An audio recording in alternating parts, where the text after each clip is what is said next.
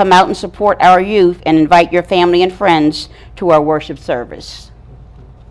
Thank you very much. Thank you for that. Lord. And that's our church, St. John African Methodist Church, where Reverend Steve A. Wright Sr. is our pastor. Yes. And it's located on New London Road in Newark, Delaware. 77. So please come out and support our activities, and especially our Family and Friends Day, which will be with the 23rd. We're glad to have you. We have been talking this session about a creation, an idea, and that has been executed, and that's IDMP. I'm doing my part. And the people that have been instrumental, Mr. Raleigh, in executing and bringing about the idea and concept into reality. And then we have Ms. Lynette Cornique, who has helped to take the idea out and to parents. And we had opportunity to interview parents, and we interviewed outside of Bancroft Yes. School. I Yes. think that was Yes. the first location that First we one. interviewed. Yes. And at that time, we had six Yes. parents, 6 parents. and who started the interview. And the first person that you interviewed was Sharnice Lockhart. Yes. Now, we have tapings of those interviews, and at this time, we are still working on some of the technicalities with the taping.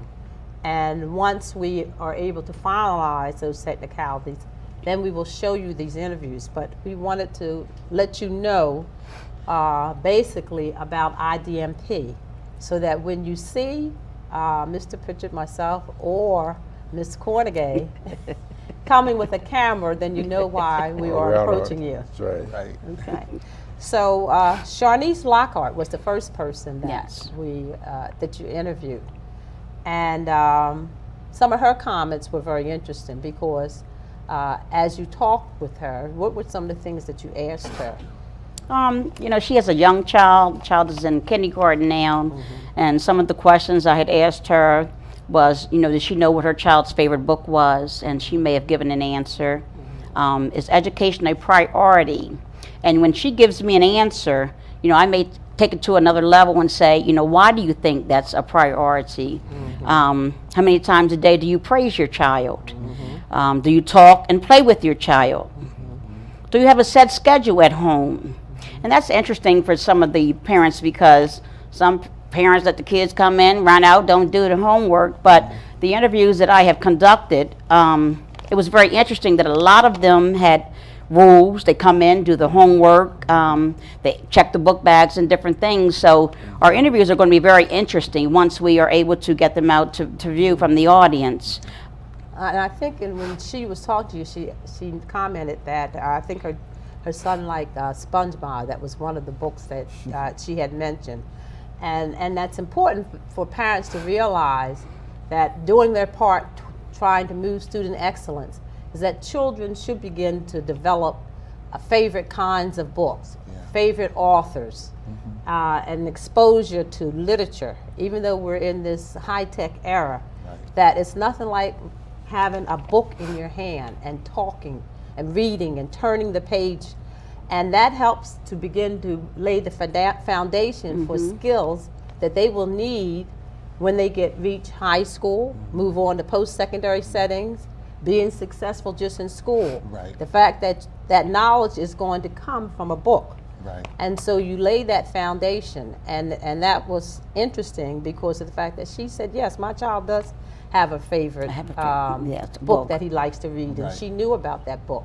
So that's important that parents realize that I'm sorry. that is important, laying that groundwork.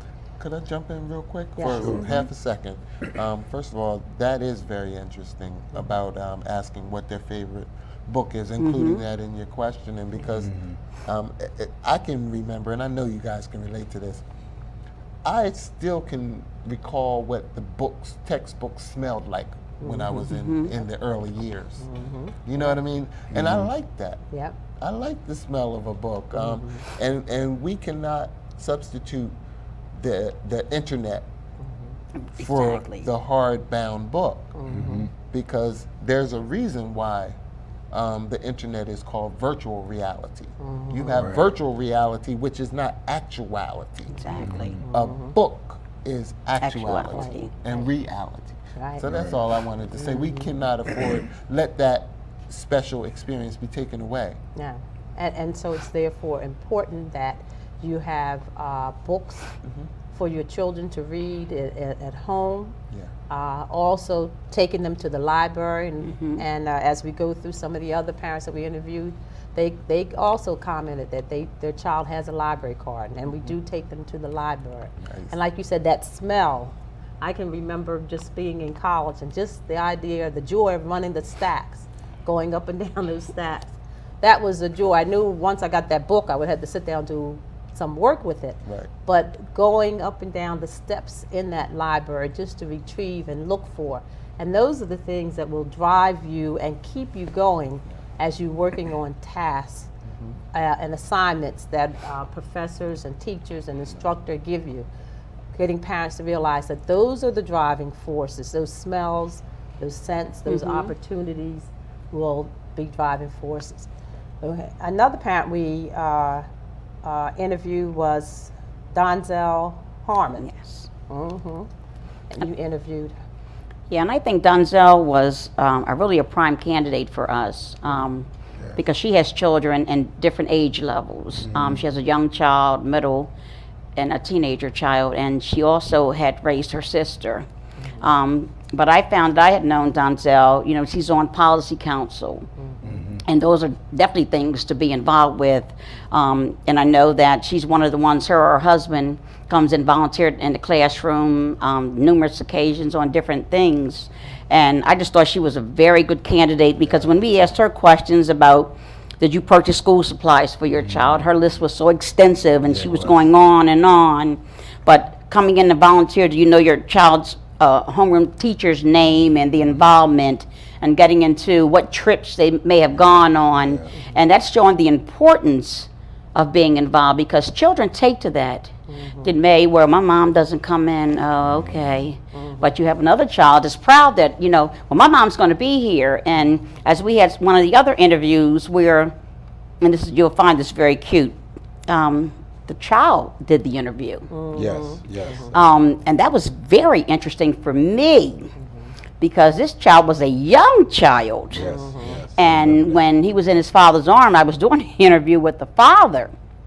The child gave 90% of the answers and told all the things that the parents do coming in. And I just really found that really amazing that a young child, and to the extent level of his parents' involvement and coming in. So he was able to give a testimony. Oh, it was, I mean, very much Because so. he had witnessed his parents. And so those visuals that kids begin to create from seeing and hearing that voice in the classroom makes an impact on their child. And one other thing with Donzel, she said not only does she introduce herself to her child's homeroom teacher, but she makes certain she introduces herself to all the teachers. Yes, exactly. And that's important for parents to realize that get a chance to meet all of your child's teachers because of the fact that now they see the child and that parent face will come as a reminder, and that begins to open up the doors of communication and for the parent with the home. So that's important. And then one other thing she talked about was that she goes through the book bags because of the fact that she said a lot of times there's important information in the book bag about what's happening in school because with the way the economy is, a lot of things aren't mailed out from the school no longer to the home. And so it's sent home in the child's book bag. And you don't realize, you know, the upcoming play, or it might be your child was nominated Student of the Month. And that information is in the book bag, you miss out on it. So it's important and to go through that book bag and pull out the information there. I think one of the things that impressed me with that young lady was the fact that she fixed dinner. They ate a hot meal together, and there were times that she had him to help her cook. To help cook, I was just so impressed. I think what happens a lot of times, the myth is that we assume that those things aren't taking place in a home. But every one of the parents that you've interviewed, I was just so impressed with the mannerisms and the fact that they were very, very interested in the education of their child. Yeah. And that impressed me so much. So I've watched you with the interviews, and you do a great job. But I just thought that was important. And when she mentioned about the at home, the hot meal, and how she would help during the course of helping cooking that meal, the children were involved. Yes. And sometimes she would turn things into a math lesson, Yes, instructional right, lesson. yeah. So Yeah. these are parents who are doing their part Right. towards Yes, student excellence, which dispels that myth Right. that parents aren't interested. Right. It was very good. I just want to share too about the book bag, because there are times where a lot of parents don't check the book bags, and Yes. then there's times where you may have to make a phone call to say that there's very important information in the book In the book bag. bag, yes, And if you could yes. check your child's book bag on a more regular basis. Yes. But you know, like with Donzell, like I said, I was always impressed with her because she has a military background, so she's well disciplined, and she says it with her family, so that all plays a part as well. Yes. Now, the next person we interviewed was Janiyah Marshall, and you interviewed Janiyah. Janiyah has a young child that has not started school, but as I did the interview with her, she interacts with her nieces and nephews Yes. and told of the different things that she does with them. So actually, she's preparing herself and getting ready so when her child is of age to go to school, that she's already knowing what to do and how to stay focused on checking the book bags. But she could tell us what his favorite book was and different things of that nature. Yes. How many times she praised the child. That's important too. A child wants to know that, wow, you're doing a good job. And it doesn't even have to just come from the parent. It comes from the teachers as well. And me being a caregiver, that I know that myself. The children like to hear that. You're doing a good job. Job well done. Oh, I like what you did. And that plays a long way. Right. And I noticed in her interview when we looked at some of the taping, when she talked about the other siblings and the fact that she has a younger child, but the cousins, the fact that they play a key role. And when you have that younger child, they will look and see what the older child is doing. Right, the Exactly. older cousin. And if they see that older cousin cherishing books, materials, sitting down doing homework, then it makes it easier to rear that younger child. So that it's important that the cousins realize the impact. Again, we talk about those visuals and what they visuals, see. exactly. The younger people. And even though her child was young, he had contact with these cousins, and the cousins worked with the younger one, reading to them. So that's important.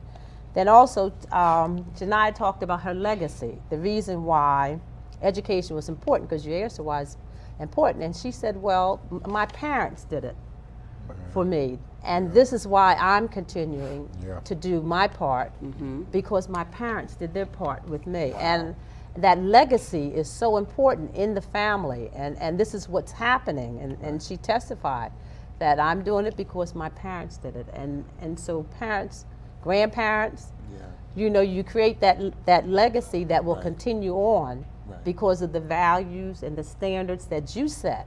So everyone is doing their part.